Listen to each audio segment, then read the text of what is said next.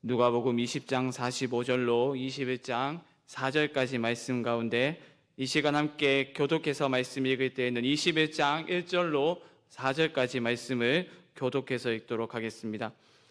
예수께서 눈을 들어 부자들이 헌금함에 헌금 넣는 것을 보시고 이르시되 내가 참으로 너희에게 말하노니 이 가난한 과부가 다른 모든 사람보다 많이 넣었도다. 저들은 그 풍족한 중에서 헌금을 넣었거니와 이 과부는 그 가난한 중에서 자기가 가지고 있는 생활비 전부를 넣었느니라 하시니라. 아멘. 네, 계속해서 예루살렘에 입성하신 예수님의 행적에 대해서 우리가 말씀을 살펴보고 있습니다. 예루살렘에 입성하신 주님께서 가장 먼저 하셨던 일이 지금까지 보았을 때 무엇입니까? 죄인을 대속하기 위하여서 십자가에 달려 죽으신 것이 아니라 바로 종교 지도자들과 계속해서 끊임없는 논쟁을 이어갔었죠. 주님과 종교 지도자들의 이 논쟁은 주로 성전에서 대부분 논쟁이 벌어졌었는데요. 가르침에 권위를 두고 논쟁을 했었었고 또 세금을 두고 논쟁을 했고 지난주에 살펴보았던 말씀에서는 부활을 두고도 논쟁을 했었었죠. 주님은 종교 지도자들이 계속해서 끊임없이 시비를 걸어올 때마다 지혜로운 답변으로 논쟁을 이기셨고 종교 지도자들은 침묵으로 일관을 하거나 주님의 지혜를 놀랍게 여기며 칭찬까지 하기도 했었습니다. 오늘 본문 역시 성전의 배경으로 종교 지도자들과 논쟁을 주님께서 하시는 가운데 제자들을 교훈하시는 그런 말씀인데요. 본문의 내용은 아니지만 지난주에 우리가 살펴보았던 사두개인과의 부활 논쟁 이후에 종교 지도자들과 주님 사이에 다윗의 논쟁에 대한 한 차례의 논쟁이 더 있었고 본문의 교훈은 그런 논쟁 속에서 서기관들의 잘못을 지적하시면서 제자들에게 교훈하시는 말씀입니다. 그래서 본문은 일명 제자도에 대한 교훈이다 말씀이라고도 할 수 있겠는데요. 본문의 주제는 하나님 앞에서 참된 경건이란 무엇인가 라고 할 수 있습니다. 주님은 제자들에게 참된 경건이 무엇인지 교훈하시기 위하여서 오늘 본문을 보시면 두 부류의 사람을 지금 비교하고 계시죠. 우리가 읽었던 말씀에서 두 부류가 어떤 사람인지를 알 수 있는데요. 바로 누구입니까? 부자들과 과부입니다.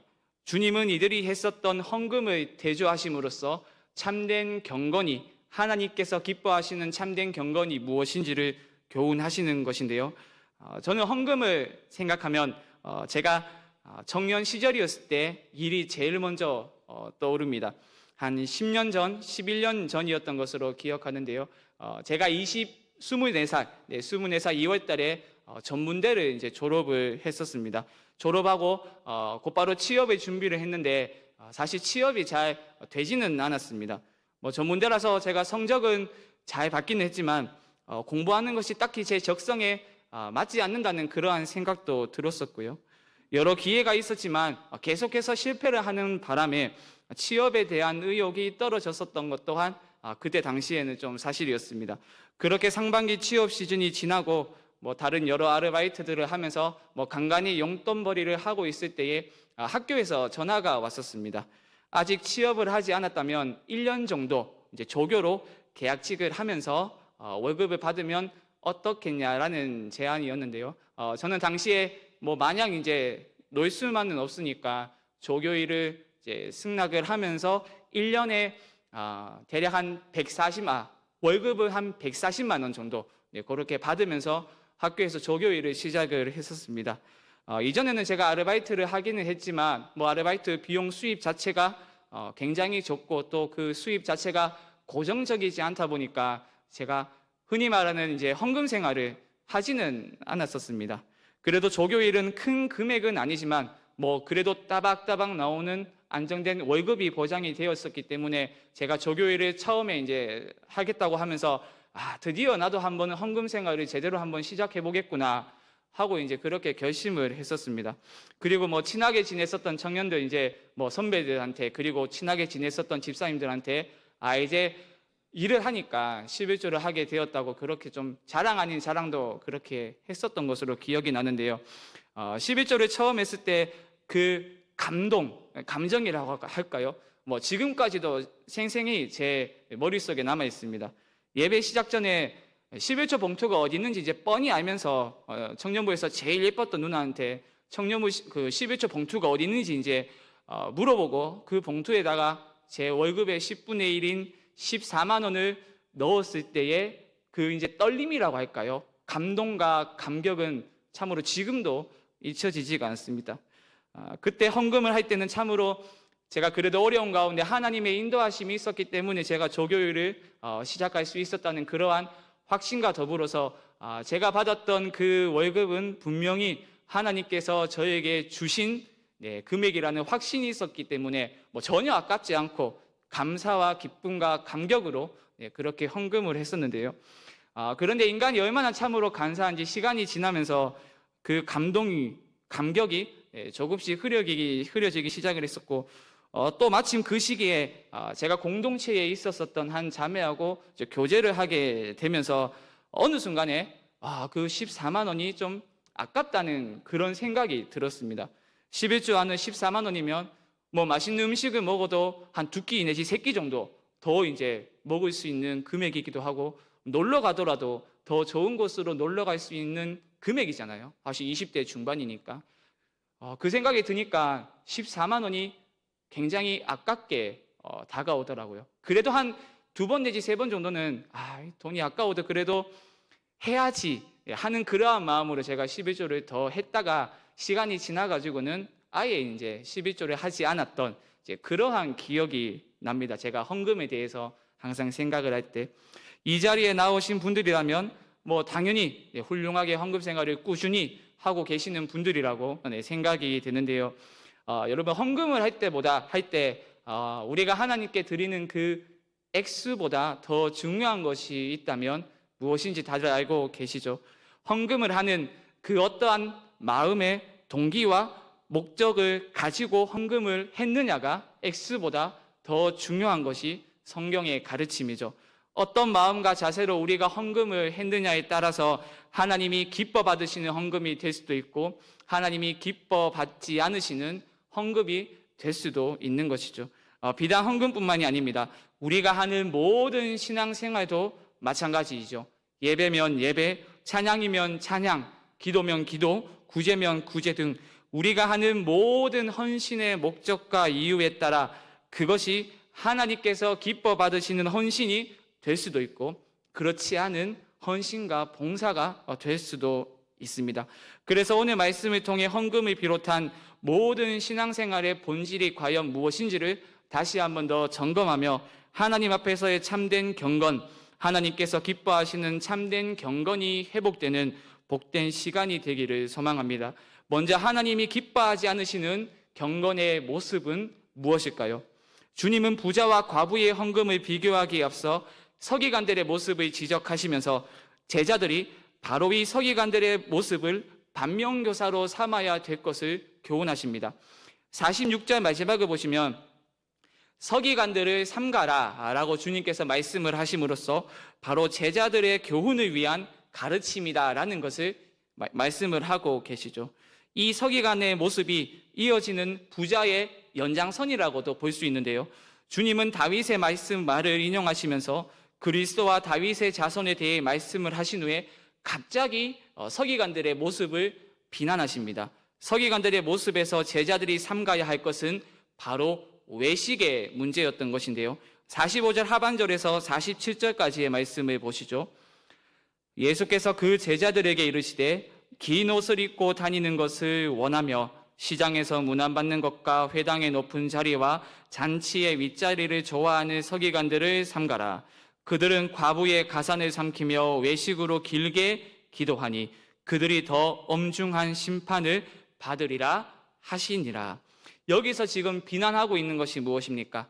그들의 내면은 그렇지 않으면서도 보여지는 모습들을 굉장히 중요하게 생각하는 서기관들의 태도를 비난을 하고 계시죠. 우리는 그러한 서기관들의 태도를 바로 외식이라고 정의를 합니다.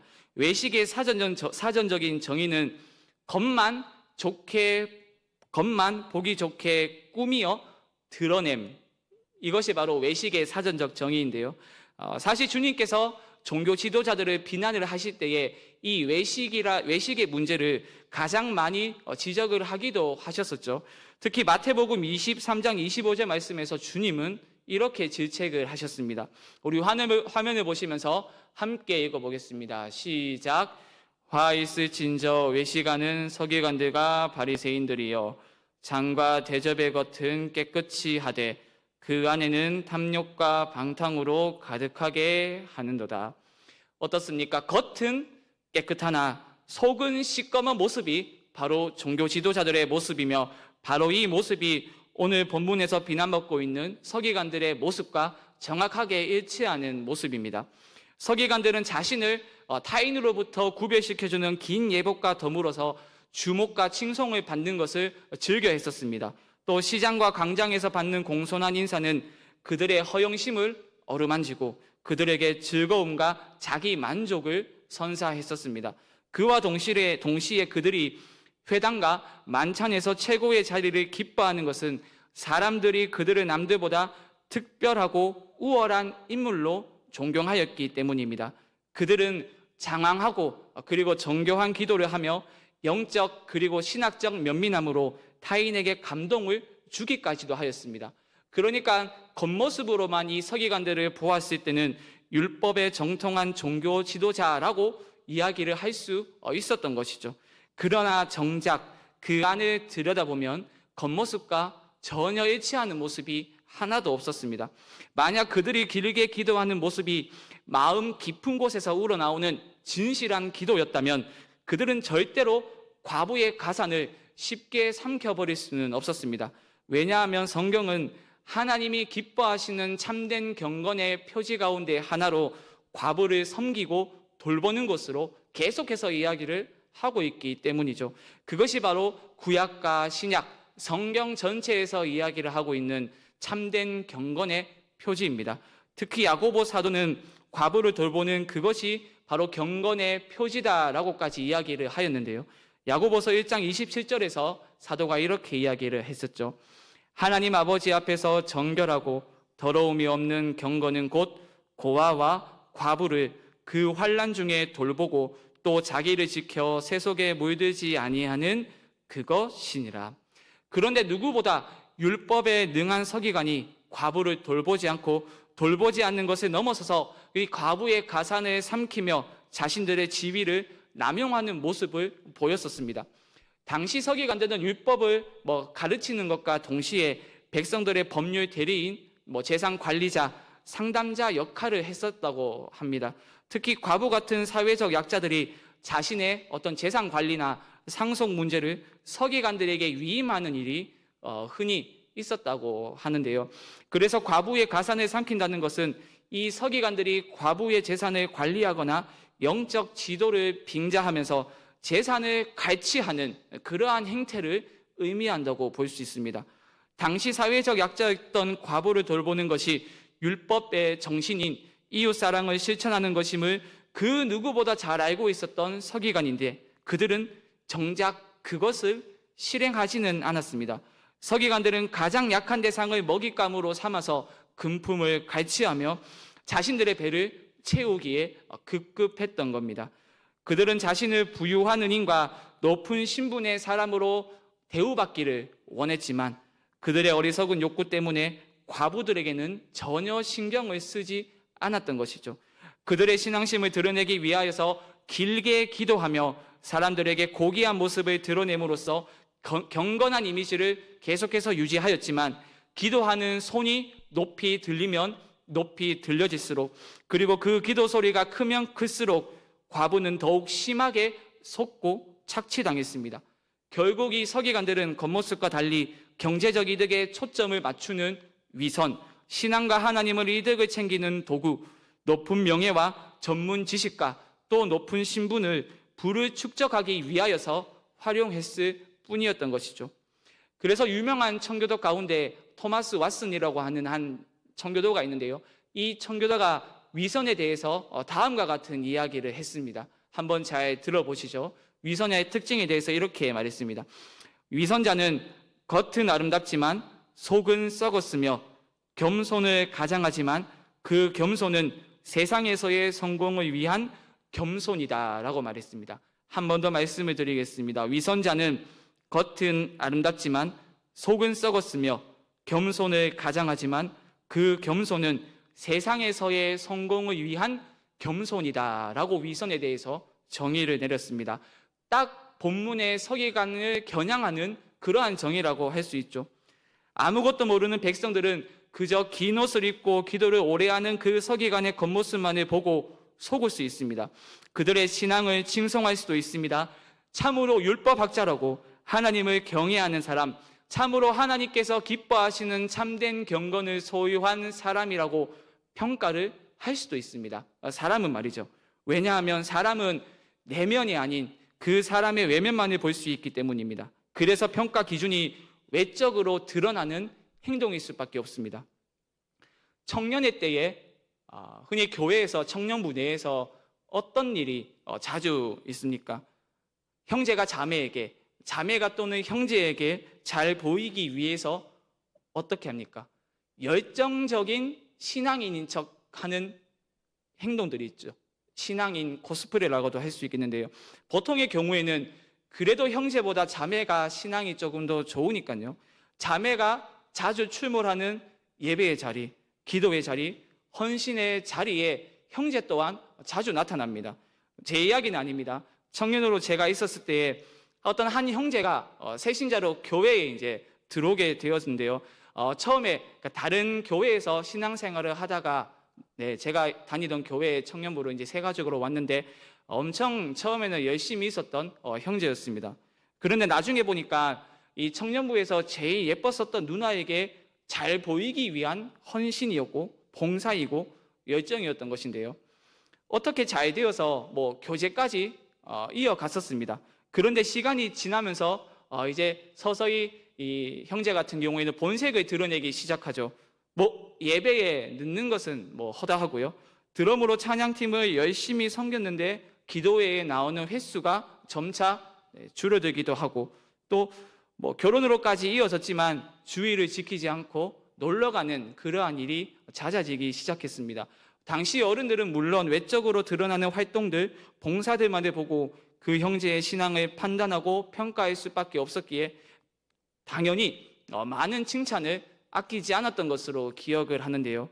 하지만 여러분, 하나님이 보실 때에는 어떻게 평가를 하시겠습니까? 하나님께서 사람과 같은 평가를 하실까요? 그렇지 않죠. 꾸며진 모습으로 사람은 속일 수 있으나 하나님은 절대로 속일 수 없습니다. 왜 그렇습니까? 하나님은 사람이 볼 수 없는 마음의 중심을 보시는 분이시기 때문이죠. 하나님께서 사무엘에게 무엇이라 말씀을 하셨습니까? 우리 중요한 말씀인데 사무엘상 16장 7절의 말씀 화면을 보시면서 함께 읽겠습니다. 시작. 그의 용모와 키를 보지 말라. 내가 이미 그를 버렸노라. 내가 보는 것은 사람과 같지 아니하니 사람의 외모를 보거니와 나 여호와는 중심을 보느니라 하시니라. 하나님은 한 사람의 중심을 보지 못하는 인간과 다르신 분이죠. 겉모습 너머에 있는 내면을 보시며 마음의 중심을 보셔서 한 사람이 하는 모든 신앙생활의 동기와 목적을 꿰뚫어 보시는 분이 바로 하나님이십니다. 그러므로 우리에게 필요한 것이 무엇입니까? 겉으로 드러나는 모습, 사람에게 좋게 보이고 사람에게 칭찬을 듣기 위해서 예배드리고 찬양하고 기도하며 헌금하는 것이 아니라 헌신하는 것이 아니라 그런 모든 가식적이고 위선적인 모든 행위들을 버려야만 하겠죠. 겉모습이 아닌 마음의 중심을 보시는 하나님 앞에 나아가 우리의 모습을 정직하게 볼 수 있어야 합니다. 어느 한 청년이 이런 이야기를 했습니다. 아직 20대 중반의 젊은 나이이기는 하지만요, 20대 초반까지만 해도 사람들에게 드러나는, 보여지는 그 자신의 모습에 굉장한 신경을 썼고 그에 따라서 스트레스 많이 받았다는 이야기를 했습니다. 남들이 나를 보았을 때 어떻게 생각할까? 거기에 온 신경을 집중하다 보니까 정작 본인의 마음을 관리하는 그 문제에는 소홀히 했었고 드러나는 것들에 긍정적인 부분들을 많이 투자했었다는 이야기를 했었습니다. 그게 이제 옷이면 옷, 신발이면 신발, 그리고 기타 장신구대 같은 거에 돈을 많이 어렸을 때 투자를 했었다고 이야기를 했었는데요. 그러던 어느 날 말씀이 자신에게 들어오게 되면서 드러나는 것들, 보여지는 것들, 사람에게 평가받는 것보다 마음의 문제가 더 중요하다는 것을 깨닫게 되었다고 했습니다. 사랑하는 여러분, 사람들은 누가 위대하고 누가 더 낫고 누가 더 높은 곳에 앉았고 누군가의 자리를 보고 그 사람의 신앙을 평가하며 그 마음을 가늠합니다. 하지만 주님은 그것이 잘못되었다고 오늘 본문에서 말씀하십니다. 그런 모습들을 본받아서는 안 된다고 말씀을 하십니다. 외면이 아니라 내면, 형식이 아니라 마음의 중심을 보시는 하나님의 시선을 기억하라고 말씀하십니다. 바로 이런 교훈이 이어지는 말씀인 과부의 헌금과 부자의 헌금을 비교하는 그 말씀에서 선명하게 드러나는 것인데요. 서기관들을 반면교사로 삼아 제자들을 교훈하시던 주님은 갑자기 눈을 들어 성전 헌금함에 돈을 넣는 사람들을 지켜보시기 시작하십니다. 주님은 당시의 보편적인 생각과 달리 과부의 헌금을 칭찬하심으로써 서기관과 부자가 아닌 당시 사회적 약자였던 과부를 주님을 따르는 제자들이 따라야 할 모범으로 제시를 하는 것인데요. 부자들이 헌금함에 헌금을 넣는 것 또한 서기관들이 했었던 그 외식의 연장선이라고 볼 수 있습니다. 마태복음 6장 2절의 말씀을 보시면 주님께서 이렇게 말씀을 하시는데요. 그러므로 구제할 때에 외식하는 자가 사람에게서 영광을 받으려고 회당과 거리에서 하는 것 같이 너희 앞에 나팔을 불지 말라. 진실로 너희에게 이르노니 그들은 자기 상을 이미 받았느니라. 이 말씀은 사람들이 자신들의 헌금의 주의를 집중시키기 위해서 헌금을 할 때에 그들이 나팔을 불었다는 그러한 의미가 아닙니다. 부자들이 많은 헌금을 넣었을 때에 이 나팔처럼 생긴 헌금통이 시끄럽게 울리는 것을 의미를 한다고 볼 수 있는데요. 그렇다면 많은 돈을 이 헌금함에 넣으면 넣을수록 어떻게 되겠습니까? 큰 소리가 울리게 되면서 그 헌금함이 있었던 공간을 가득 메우게 되겠고, 주위에 있던 사람들이 저 사람이 참으로 많은 돈을 헌금함에 넣었구나라고 자연스럽게 생각을 하게 되겠죠. 아마 주님이 이 교훈을 제자들에게 하셨을 때 큰 소리가 그 공간에 울렸을 것이고 사람들은 많은 액수를 헌금했다는 것을 알게 되겠죠. 반면에 과부의 경우는 다르겠죠. 과부는 긴 옷을 입은 서기관들과 달리 이 남루한 옷차림에서 그녀의 신분이 드러날 것이며 남편이 없이 홀로 생계를 꾸려야 했기에 당연히 모습이 누추했을 겁니다. 심지어 누가는 과부에 대해서 소개를 할 때 어떻게 소개를 하고 있습니까? 가난한이라고 하는 형용사를 덧붙임으로써 찢어지게 가난한 이 과부의 형편을 강조를 하고 있는 것인데요. 그녀가 했던 헌금의 액수는 매우 적었습니다. 단 2렙돈이라고 누가는 이야기를 하고 있죠. 렙돈은 당시 사용을 했었던 화폐의 가장 작은 단위입니다. 노동자의 하루 품삯이 데나리온인 것은 여러분들 잘 알고 계시죠. 이 한 렙돈이 한 데나리온의 약 132분의 1의 가치를 가지고 있었다고 합니다. 그런데 놀랍게도 주님은 이 당시의 보편적인 생각과 달리 부자의 헌금이 아닌 이 가난한 과부의 헌금을 주목하시면서 칭찬하고 계신 것이죠. 바로 이 대목에서 주님은 겉모습이 아닌 마음의 중심을 보시는 분임을 알 수 있습니다. 우리가 읽었었던 21장 3절과 4절의 말씀을 다시 한번 보시죠. 이르시되 내가 참으로 너희에게 말하노니 이 가난한 과부가 다른 모든 사람보다 많이 넣었도다. 저들은 그 풍족한 중에서 헌금을 넣었거니와 이 과부는 그 가난한 중에서 자기가 가지고 있는 생활비 전부를 넣었느니라 하시니라. 부자들이 했던 헌금에 비해서 너무나도 미약한 액수의 금액이었기 때문에 주목할 가치가 단 1도 없어 보이지만 주님은 부자들이 했던 상당한 금액의 헌금보다 과부가 했었던 단 2렙돈의 헌금을 주목하십니다. 왜냐하면 이 과부의 헌금은 사람의 상식과 인간의 자기 보호 본능을 거슬러 드린 헌금이기 때문이었습니다. 아무것도 가진 것이 거의 없었던 과부는 두 렙돈을 드림으로써 아무것도 없는 사람이 되었습니다. 하지만 부자는 다르죠. 헌금 후에도 그들은 여전히 부자입니다. 사랑하는 여러분, 이 두 부류가 드린 헌금에서 가장 중요한 차이가 무엇입니까? 겉으로 보았을 땐 헌금의 액수이겠지만 결국에는 마음의 문제이며 이는 곧 하나님이 기뻐하시는 참된 경건이 무엇인지를 보여줍니다. 하나님은 겉으로 드러나는 헌신, 마음은 그렇지 않으나 사람의 시선 혹은 다른 무엇 때문에 어쩔 수 없이 드리는 헌신이 아닌 나의 전 존재를 드리는 헌신을 기뻐하십니다. 4절 말씀에서 생활비로 번역된 단어의 또 다른 의미는 생명을 가리키기도 합니다.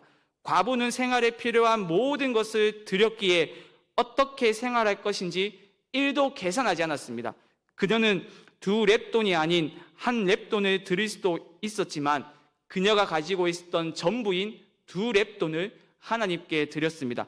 물론 부자도 더 많은 금액을 헌금하거나 가진 것의 전부를 헌금을 할 수도 있었겠죠. 하지만 그렇다고 주님이 부자의 헌금을 칭찬하시지는 않으셨을 겁니다. 왜냐하면 그렇게 드린 헌금은 앞선 서기관들의 모습처럼 자신들이 가지고 있었던 부를 자랑하기 위해 드린 헌금이며 하나님의 복을 자랑하는 헌금일 것이 분명했기 때문입니다. 동전이 떨어질 때마다 들리는 큰 나팔 소리가 크면 클수록 또 길면 길수록 사람들의 시선과 부러움을 사게 되고 결과적으로 명예가 가장 중요하였던 당시 사회에서 그들의 명예는 큰 나팔 소리 때문에 하늘 높은 줄 모르고 치솟았을 것이고 그것은 하나님께서 영광을 받으시는 헌금이 아니라 사람이 영광을 받는 헌금이기 때문입니다. 사랑하는 여러분, 결국 하나님을 기쁘시게 하는 참된 경건은 하나님을 향한 절대 신뢰와 사랑에서 비롯된 헌신임을 잊어서는 안 됩니다. 외적인 형식과 겉모습이 아닙니다. 하나님을 향한 내면의 마음이 중요합니다. 마음이 문제라는 말씀은 헌금을 드릴 때만 적용이 되는 문제가 아닙니다. 이것은 하나님 앞에서 진실한 삶으로 살아가는 부르심입니다. 여러분, 하나님은요, 하나님께 드리는 예배와 섬김과 헌신과 기도와 시간과 물질과 에너지를 우리가 하고 싶은 것 다 하고 남는 것을 드리길 원치 않으십니다. 가장 귀한 것을 드리는 그 마음에서 비롯된 헌신을 하나님께 드리길 원하십니다. 제가 첫 월급을 받아 감격에 겨워 11조를 드렸을 때 하나님은 14만 원이라는 작은 액수에 상관없이 기뻐하셨을 것이라 저는 확신합니다. 하지만 그 금액이 아까워지기 시작한 후에 드려진 11조를 하나님께서 과연 기뻐하셨을까라고 묻는다면 저는 그렇지 않다고 확신합니다. 왜냐하면 이미 그 마음 중심부터 감사와 감격이 사라졌기 때문입니다. 사랑하는 여러분, 그렇다면 여러분은 어떻습니까? 여러분의 헌신과 열정은 과부와 같은 깊은 마음에서 우러나온 열정과 헌신입니까? 아니면 그저 사람에게 잘 보이기 위한 열정과 헌신입니까? 사람의 인정과 칭찬을 위해 헌신하고 싶은 그러한 유혹을 우리는 연약한 인간이기 때문에 받을 때가 있죠. 하지만 우리는 사람이 아닌 하나님의 칭찬과 영광을 위해 일하는 사람으로 부름을 받았다는 것을 잊어서는 안 되겠습니다. 설령 내가 드러나지 않는 자리에서 또 누구도 알아주지 않고 인정해주지 않는다 하더라도 하나님께서는 마음의 중심을 보시기에 그 모든 것을 반드시 기억하신다는 것을 잊어서는 안 됩니다. 그러므로 오늘 자신의 모든 것을 드렸던 과부의 모습을 기억하며 또 우리가 잠시 후에 부를 찬양의 가사처럼 마음을 다하여 주님의 영광을 위하여 나 자신의 생명까지도 드리는 여러분의 삶이 될 수 있기를, 그래서 하나님이 기뻐하시는 참된 경건이 우리 가운데 회복이 되어 하나님이 기뻐하시는 삶이 될 수 있기를 주님의 이름으로 간절히 축원드립니다. 기도하겠습니다.